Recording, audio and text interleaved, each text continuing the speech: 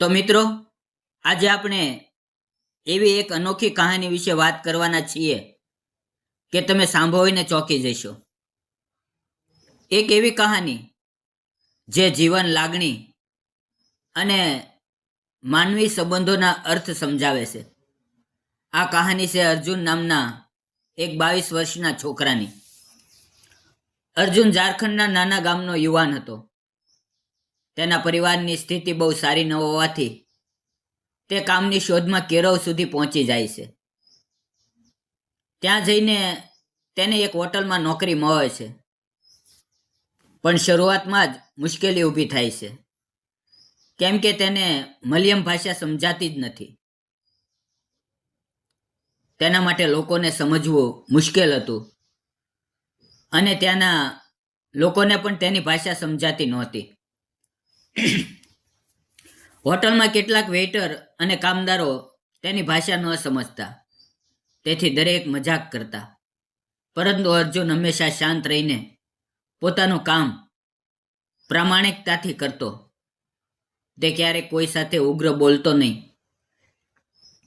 એની મહેનત અને સચ્ચાઈને જોઈને હોટલના કેટલાક સિનિયર લોકો તેની પ્રશંસા કરતા. પણ હાસ્ય અને મજાકના કારણે અર્જુનને મનમાં દુઃખ થતું. એક દિવસ તે વિચારે છે કે હવે પૂરું થયું, હું ગામડે પાછો જાઉં. તે પોતાના બિલના પૈસા માંગીને નોકરી છોડવાનો નિર્ણય લે છે.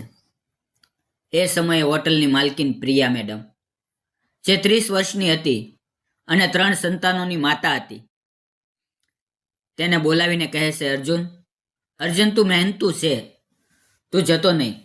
જો તને ભાષા સમજાતી નથી તો હું તને શીખવીશ. પ્રિયા મેડમ ખૂબ જ દયાળુ અને સમજદાર સ્ત્રી હતી.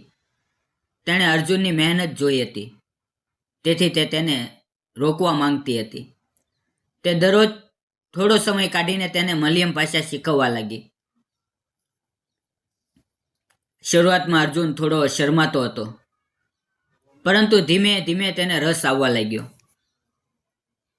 તેને લાગે છે કે પ્રિયા મેડમ ખૂબ જ ધીરજ ધરાવે છે અને તેના માટે સચ્ચા મનથી મદદ કરી રહી છે. ભાષા શીખવતા શીખવતા તેમની વચ્ચે એક માનવી સમજ, વિશ્વાસ અને લાગણી વિકસવા લાગી. અર્જુન હવે હોટલમાં વધુ ઉત્સાહથી કામ કરતો હતો. હોટલના ગ્રાહકો પણ તેની પ્રશંસા કરતા, કેમ કે તે હંમેશા સ્મિત સાથે સેવા આપતો. પ્રિયા મેડમને પણ લાગે છે કે આ છોકરો હોટલ માટે એક મોટો આશીર્વાદ છે. 6 મહિના પસાર થઈ ગયા. હવે અર્જુન સારી રીતે મલયાલમ બોલવા લાગ્યો હતો. હોટલનું કામ પણ વધુ સારી રીતે ચાલી રહ્યું હતું. પણ જેમ કહે છે, સફળતા સાથે ક્યારેક ઈર્ષ્યા પણ આવે છે. હોટલના કેટલાક કર્મચારીઓ અર્જુન અને પ્રિયા મેડમની નજીકની વાતને ખોટી રીતે સમજવા લાગ્યા. તે વાતો હોટલના માલિક એટલે કે પ્રિયાના પતિ સુધી પહોંચી. તે ગુસ્સામાં આવીને પ્રિયાને પૂછે છે, આ છોકરાને તું એટલો સમય કેમ આપે છે? પ્રિયા શાંતિથી કહે છે, હું ફક્ત તેને ભાષા શીખવું છું.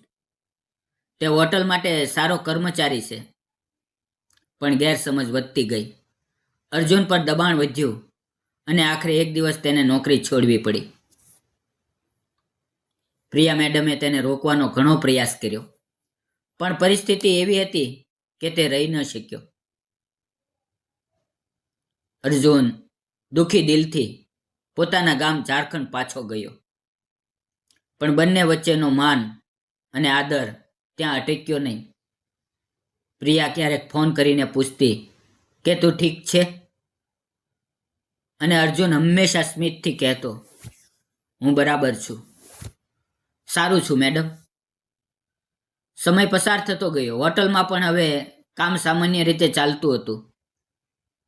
પણ પ્રિયાને અર્જુન જેવી સચ્ચાઈ ફરી કોઈમાં ન દેખાય.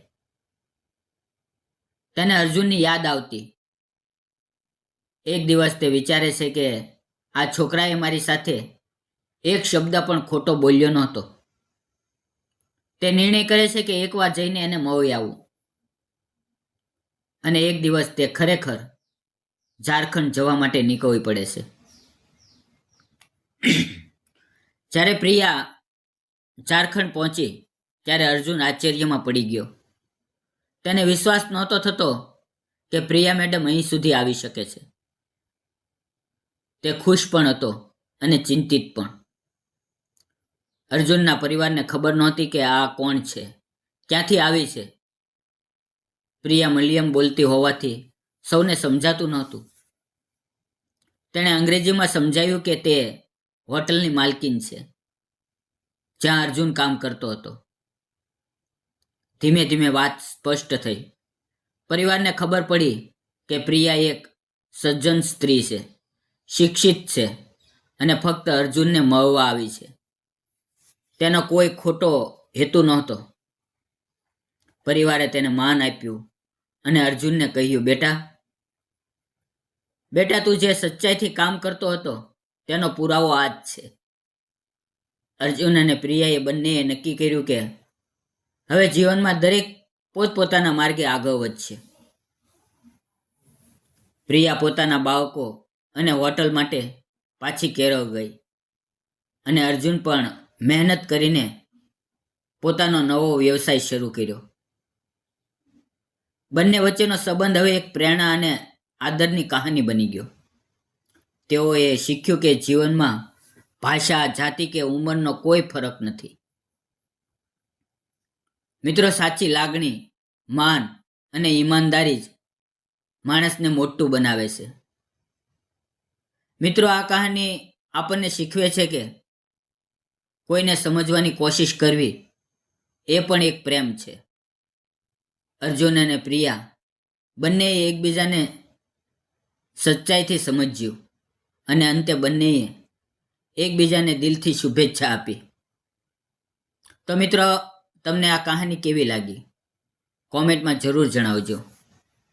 અને જો તમને આ કહાની ગમી હોય તો અમારી ચેનલને સબસ્ક્રાઈબ કરવાનું ન ભૂલશો. આવી હૃદયસ્પર્શી અને પ્રેરણાદાયક કહાનીઓ માટે જોડાયેલા રહો અમારી ચેનલ સાથે.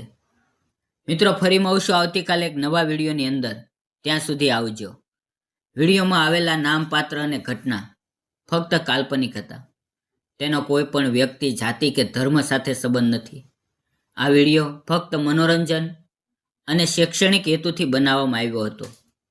તેને અન્યથા ન જોશો. ફરી મળીએ મિત્રો આવતીકાલે. ત્યાં સુધી તમારું ધ્યાન રાખજો અને આવતીકાલનો વિડીયો જોવાનું ચૂકશો નહીં. તમારો પ્રેમ જ અમને વિડીયો બનાવવા માટે પ્રોત્સાહિત કરે છે. ધન્યવાદ મિત્રો.